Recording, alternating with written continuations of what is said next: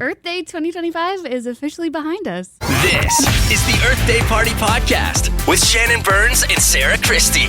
Get in, bestie. We're going to clean up the planet. Hey, I'm Shannon. And I'm Sarah. And all month long, we have been talking and diving into conversations with experts about the planet, sustainability, and what we can do to make a difference.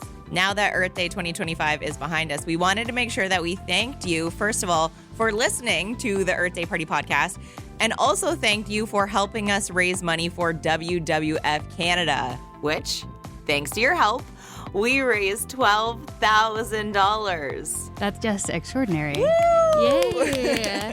So exciting. And this is only the first year, so we're coming back That's incredible. For year two. WWF-Canada has been leading conservation efforts in Canada for more than half a century. And Megan Leslie, president and CEO of WWF-Canada, was actually a guest on the podcast. Now, I highly recommend going back and listening to that episode because she shares so many great examples of where our money goes when we donate. But this is just one of the projects that your donations will help fund. Let me give you an example working with Christie First Nation out in BC. So Christie believe that their tradition, they believe that salmon are their ancestors. And as you probably know, salmon are in trouble in BC. And they have all of these streams and water courses in their territory that have been degraded through forestry practices. And that might be counterintuitive. It's like, how's forestry involved in this? Well, when you're cutting down trees, think about trees, like the roots kind of hold the earth in place, right? So when you cut down those trees, there's nothing holding the earth together. And so you end up with landslides across streams. Sometimes when you're going to cut down trees across the other side of a river, they'll make a temporary road. Well, that cuts off the salmon spawning stream. So working with Christie, we've been restoring those streams, some of those water courses, by planting plants, planting trees. There's been a little bit of construction of moving those landslide, the debris out of the way, and then putting plants in place so their roots can hold the earth in place. It is amazing work. And the first year we just did this little stream, right? But the next year, there were salmon spawning in that stream. I don't want to overstate it. It wasn't like, tens of thousands, but like just to see salmon back in that stream, what meant the world to us, meant the world to Christie First Nation. And it shows you that, like, we can do this. There are solutions. We were also introduced to so many organizations in Canada that are doing such important work to protect our planet. Fashion Takes Action Canada, Music Declares Emergency Canada, Protect Our Winters, BC Parks Foundation. Maybe there's a cause that's in there that's really close to your heart, and maybe you're drawn more to fast fashion, arts and culture, nature. There's definitely an organization that you can get behind and to support for our planet. And at the end of every interview, we've been asking each other what our biggest takeaways are. We've done 12 episodes. We've had 13 guests. So it is hard to narrow it down. But what were your biggest takeaways, Sarah? Okay, definitely how many of our guests made a point to highlight the power of our local community and what kind of impact your local community can make. And I think that was a big standout for me because so much of the climate crisis, we've talked about this in so many episodes, feels way too big. And you go, is what I'm doing actually making a difference? But your local community is where you can see and feel the impact the most. So here is Natalie Knowles from Protect Our Winters Canada sharing what we can do in our community to get involved. You really can make a difference in your town and in your municipality. The more that they hear from community members that this is what everybody cares about, the more they're going to push, and that they can push. They do have that power to make these changes. Like we say, it's 50% of emissions is within control of the municipality. And so much can be done from letter writing or calling up your local MP or whatever it is. It's super accessible and it's super impactful, or there's town halls, or there's opportunities to comment on projects or pitch new ideas to town councils and things like that are just, they want citizens to engage. That's the avenue that we have for citizens to get involved and to have their voices heard. Then Dr. Jane Goodall, who wrapped up our Earth Day Party podcast, also talked about community. Here she is telling a story about how nature began to thrive again once the local community was involved. It was back in the mid-80s that I realized that right across Africa, forests were being cut down and chimpanzee numbers were decreasing. So I went to visit the sites where the chimps were being studied. I learned about what was affecting them. But at the same time, I learned how so many of the people living in and around chimp habitat were struggling to survive. There was crippling poverty, lack of good health and education facilities. And it all came to a head. I flew over the tiny Gombe National Park in Tanzania, where I began research in 1960. And at that time, Gombe was part of a great forest that stretched across Africa.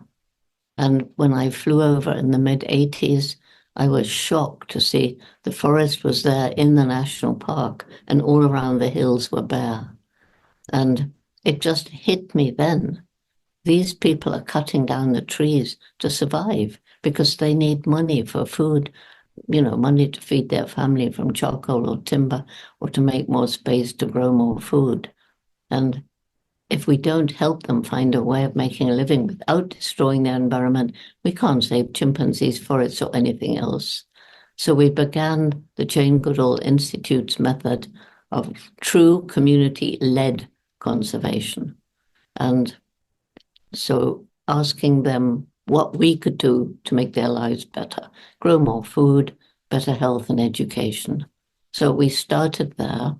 And then they came to trust us, and we could introduce scholarships for girls, microfinance, and family planning information, things like that. And it's so successful. It's now in 6 other African countries where JGI studies chimps. And if you fly over the Gombe area, you won't see bare hills anymore because they understand protecting the environment isn't just for wildlife, but it's for their future. And of course, David Suzuki, Shannon, when you asked about how can we not feel helpless, his recommendation was to look into our local community. And what we have to try to do now is focus on our local communities. Those are going to be the units of survival. And I think, the Trumps, they've triumphed. They're going to trash the planet. But let's at least hope that our communities can be as self-sufficient and independent of these global forces of the economy as possible. So I say turn your eyes into your local community. If we can't have our local communities being strong and self-sufficient as possible, how do we expect the whole planet to be? It's the sum total of all that we do in these local communities. Okay, so what were some of your big takeaways then? So I was not as much of an expert about the earth as you, Sarah. You're the expert in my life. So this podcast was so great for me because I just learned so much, especially right off the bat when we talked to Zaya Tong, who deals with microplastics. She had a podcast come out all about it. And she really went to great lengths just to learn about what microplastics are doing to our bodies, including having her feces tested in a documentary, which is so wild. So here's a clip of her talking about all of that. Filming my own fecal samples is the least glamorous thing any human being can do. And seeing that on the big screen is also something where you're like, oh gosh, how do I invite my friends to this film? But yeah, I did test my fecal samples. I tested my blood as well. And I think one of the shocking things is ultimately what you don't see, with fecal samples, with poop, it comes out of your system, right? But with blood, I think one of the things that really shocked me was the fact that they took a sample that was about half a teaspoon, tiny, 2.5 milliliters, right? And that's what they were testing. And inside of that 2.5 milliliters on average, they were finding about 11 microplastic particles for that tiny sample. And if you think about it, I have 5 liters of blood coursing through my body. So what's shocking for me is how much is actually circulating in my system. Sure, they took 11 microplastic particles out and put it on a screen, but what's in my body? And then just to answer what you were asking about, us breathing microplastics in, a recent study, that was looking at how we're getting it into the brain is through breathing it. It goes right up into the nose, nostrils, into the olfactory bulb, and that's how it's actually entering, in part, our brains. And, that microplastic is absolutely everywhere in every breath that we take, and it's coming from, really, really innocuous things that you wouldn't even suspect, like carpet fibers or clothing fibers, right? So it's a really big invisible threat. And I think the thing that we need to drive home is the threat comes from the same place, whether it's the climate crisis or whether it's the microplastic crisis. They're twin sides of the same coin, which is ultimately the oil and gas industry, right? Oil and gas creates carbon dioxide that we can't see, and that, basically it's coming out of tailpipes, coming out of buildings, and it's invisible to the naked eye. And the same thing with microplastics, which are created from oil and gas. And they're invisible as well. But these are some of the greatest threats to humanity and other, wildlife as well today. And of course, a huge takeaway for me was also our conversation with Dr. Jane Goodall. That still blows my mind. And I'm so glad that we can talk about it now, because that was a bit of a secret that we were holding on to for a little bit. So at the end of the interview, we asked her what is driving her the most right now. And I feel like her answer, it really shows the urgency of the situation that we're in when it comes to the climate crisis. As my last birthday was 91, I don't have that much time left. And there's so much to do. And I wouldn't be doing what I do if it didn't make an impact. So it's as though, I have a mission. I was put on this planet to do something. And right now it's to give people hope that they can make a difference. Because if you don't have hope, why bother? And so if you don't have hope, it tends to lead to apathy. People do nothing. And we're doomed if that happens. And how can you bring young children into this world where nobody has hope? How cruel. So at the end of every episode, we like to ask each other what we are planning on doing differently so that we can actually take action. So Sarah, what are you going to do differently? Because you already do a lot. You're vegan. You plant a lot of things. What else is going to change in your life? I'm an open book. 100% look into my local community. But I'm happy to say, the ball is rolling. I've started, and it's thanks to these conversations. So I actually started looking into groups that need volunteers or just need some extra bodies around Guelph. Guelph is where I moved to within the past year. So I joined the Guelph Climate Action Network. And then I'm also going to the city's tree planting day, which you mentioned I like to plant a lot of things. I've never planted a tree. Oh, cool. So I'm really excited to see how that all goes. The city has a group that will basically go in and remove invasive species. And then this organization will then go in and rewild that area by planting native trees and native shrubs. So they're always looking for volunteers to go in and help them plant those trees. But I think it's a really cool initiative, because if you wonder what you're doing, is it actually making a difference? When you pick up trash, Shannon, you can see that you physically removed litter from the earth, right? When you plant a tree, then you get to see your tree, your impact grow. Totally. So I'm so excited for that. Oh, that's so exciting. That makes me want to go plant a tree as well. That's so cool that you are able to go and do that. What are you going to try and do differently now? Thank you so much for asking. I think because I have a better understanding now that being one person, you can actually make a difference. I want to also go out into my community and do more things. One of the conversations that we had was about food waste. So I think for me, that's something I always feel so bad when a food item goes bad in my fridge and I have to throw it out. So I think just being more cautious of the food that I'm bringing into my house and making sure that I cook it all before it goes bad and all of those things. Also, I haven't told you this yet. This past weekend, I went out with my fiance and we picked up garbage around our neighborhood.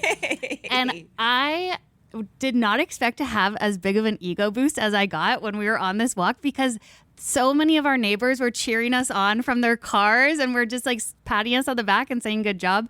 And we inspired a few people as well who told us that it inspired them to go home and grab garbage bags and go around the neighborhood and pick up trash as well. Oh, so no way. I think that really reminded me that you can make a difference and you can help inspire other people by having these conversations and by going out and picking up trash. And I got so many steps in that day that I seriously said, I was like, this is such a fun motivator to go out and walk, because you can walk with such a purpose and have something to do. So pop in a podcast, pick up trash. That's going to be you'll see me all over the city of Toronto this summer. Your new side hustle? Yeah, it's my new side hustle. Why is Shannon late for work? I was like, we are going to become known as the trash ladies in our neighborhood, because we're just going to be out there always picking up trash. But I went on a walk the next day and there was no trash anywhere, and I felt very proud of myself. So. Oh my gosh, what a win-win-win. You get your ego boost. So if you're ever having a down day where you're like, wow, I really need something. And obviously it's not about that too, but it does add to it for sure. Honestly, if that's what motivates you to get outside and pick up trash, then lean into it. Oh, it's just the best. So thanks for helping motivate me with this podcast. It's been so fun. Oh, that's so great. That's like the story that Jane Goodall told us. Totally. Wow, Jane Goodall. Dr. Jane Goodall told us about the tell 10 of your friends, then it's Yes. like the best pyramid scheme of all time. And I thought that the whole time because I was like, wow, she's actually completely right. It's now inspired other people to go out and pick up trash. So yeah, it's going to really have that ripple effect too. So amazing. That's really cool. Well, thank you again for tuning in to the Earth Day Party podcast. This was the first annual, and we're so thankful that you took time to listen to these episodes and these really important conversations. This was, of course, for Earth Month, but these are relevant conversations. Trash needs to be picked up every single day of the year. Our Earth needs our help every single day of the year. So if you haven't done it already, maybe recommend the podcast to a friend or family member. There are a ton of different episodes in there that someone might be interested in, so check them out. And thank you for listening. Yeah, thanks.